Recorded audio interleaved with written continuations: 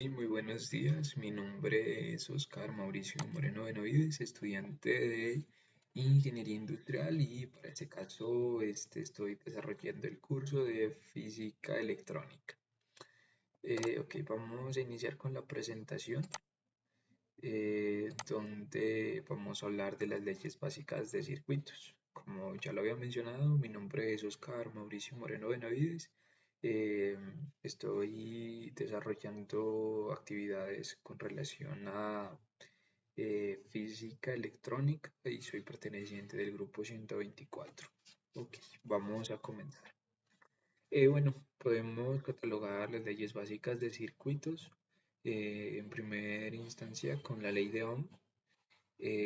Por otra parte, vamos a hablar de la ley de voltaje de Kirchhoff, también la ley de corriente de Kirchhoff y por último vamos a abordar la relación de la resistencia eléctrica con la temperatura. Ok, bueno, entonces vamos a iniciar con la ley de Ohm. Bueno, la ley de Ohm es implementada principalmente para determinar la relación existente entre la corriente, la tensión y la resistencia de un circuito. Bueno, por este lado encontramos las ecuaciones que nos van a ayudar a encontrar inicialmente la resistencia. Tenemos una igualdad de E sobre I donde I sería la corriente. Ok, bueno, la ecuación de la ley de Ohm es posible determinarla como la intensidad que recorre un circuito es directamente proporcional a la tensión de la fuente de alimentación, inversamente proporcional a la resistencia de dicho circuito. Bueno, en esta parte de acá encontramos la fuente bibliográfica de donde sacamos esta frase entre comillas que es el soporte para eh, armar estas ecuaciones, ¿ok? Bueno, continuamos con la ley de voltaje de Kirchhoff. La ley de voltaje de Kirchhoff refiere que la suma de las diferencias de un potencial eléctrico alrededor de un lazo se debe igualar a cero. Se implementa como una ley de conservación de energía, por lo que está igualado a cero, ¿cierto? Y refiere al cambio de voltaje. Únicamente es aplicable en circuitos en serie, por lo cual se debe, si no están en serie, pues dividirlos por mallas. La ley de corriente de Kirchhoff nos refiere lo mismo, bueno, algo bastante parecido, y por eso vamos a encontrar prácticamente la misma ecuación, porque es de sumas y de igualación a cero. Entonces, es conocida la ley de corriente de Kirchhoff como la ley de los nodos o LSK.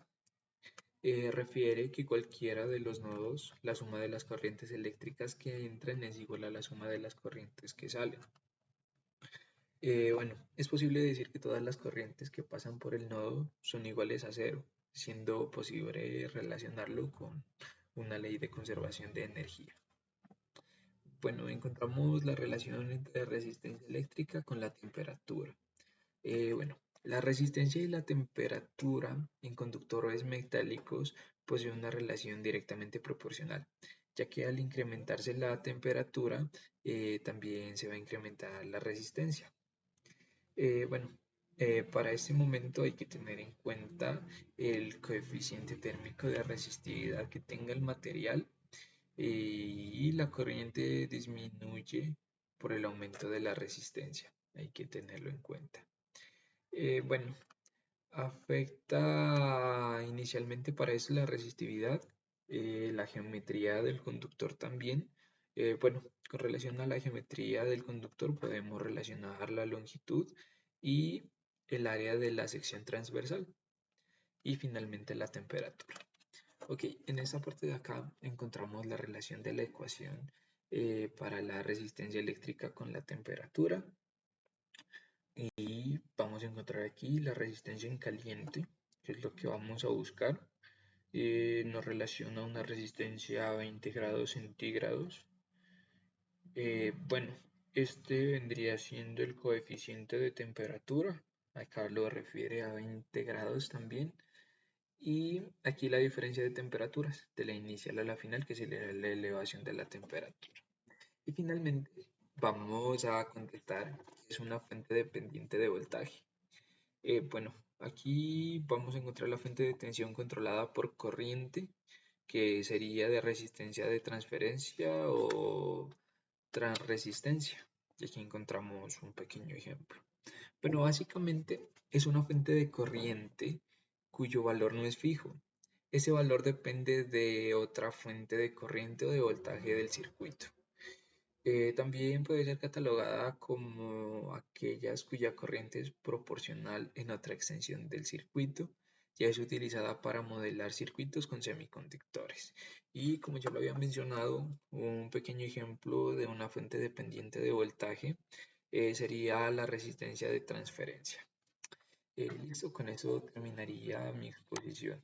Muchísimas gracias.